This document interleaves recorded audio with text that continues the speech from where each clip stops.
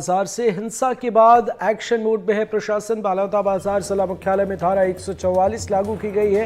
हिंसा को लेकर सीएम ने हाई लेवल मीटिंग की। सीएम ने कानून व्यवस्था की जानकारी ली और सीएम ने बालावता बाजार हिंसा की रिपोर्ट भी मांगी है। डीजीपी को कानून व्यवस्था बनाए रखने के निर्देश भी दिए हैं। तो यह अहम खबर आपको बता रहे हैं। बालावता बाजार हिंसा के बाद मामले पर प्रशासन का एक्शन।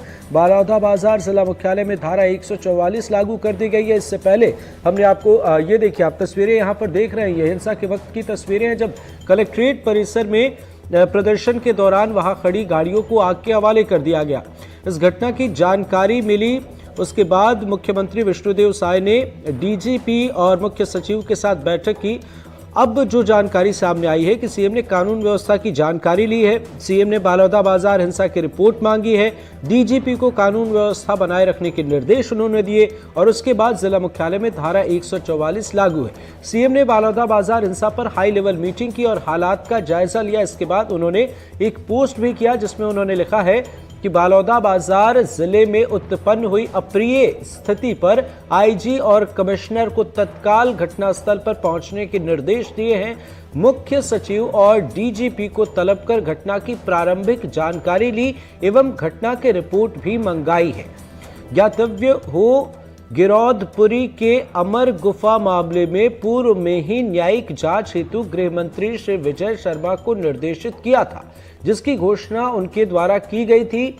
सामाजिक सौहार्द बिगाड़ने वालों पर कड़ी कार्रवाई करने के निर्देश दिए हैं और सभी से शांति व सौहार्द बनाए रखने की अपील की है। तो ये अहम जानकारी सामने आई, सीएम का ट्वीट सामने आया। इस मामले पर सियासत भी हो रही है। समझते हैं, हमारे सहयोगी दीपेंद्र शुक्ला हमारे साथ जुड़े हुए हैं। दीपेंद्र, आपसे हमने पहले बात की थी हिंसा के आखिरी वक्त में, आपने बताया कि समझाने की कोशिश की जा रही है, लेकिन उसके बाद सीएम ने बैठक की और अब धारा 144 लागू है। क्या है अपडेट?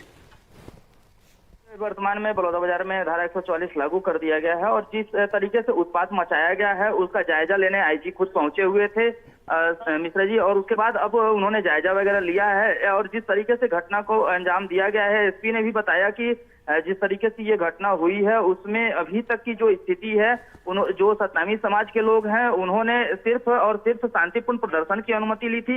उसके बाद जिस तरीके से सतनामी समाज के लोगों ने उत्पात मचाया है, ये किसी भी दृष्टि से एक समाज के प्रति घृणा पैदा करने वाला है, क्योंकि जो सतनामी समाज है उसके जो प्रवर्तक जो बाबा गुरु घासीदास है वो हमेशा मन के एक समान की बात करते हैं, और लेकिन उससे विपरीत ये समाज जो सतनामी समाज है उसका इस तरीके से चेहरा सामने आना, ये एक तरीके से भयभीत करने वाला है, लोगों को तोड़ने वाला है।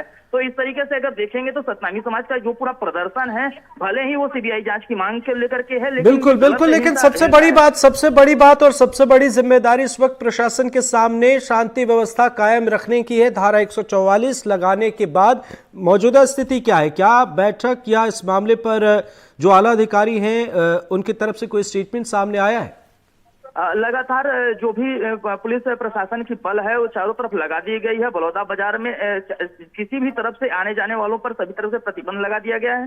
गाड़ियों की चेकिंग की जा रही है और जी बिल्कुल दीपेंद्र, नजर बनाए रखें, आगे भी आपसे अपडेट लेंगे। फिलहाल बहुत बहुत शुक्रिया। व्यवस्था को बेहतर बनाने और शांति व्यवस्था बहाल करने के लिए प्रशासन का एक्शन, धारा 144 लागू की गई। इसके साथ ही सभी से शांति व्यवस्था बहाल करने और बनाए रखने की अपील की।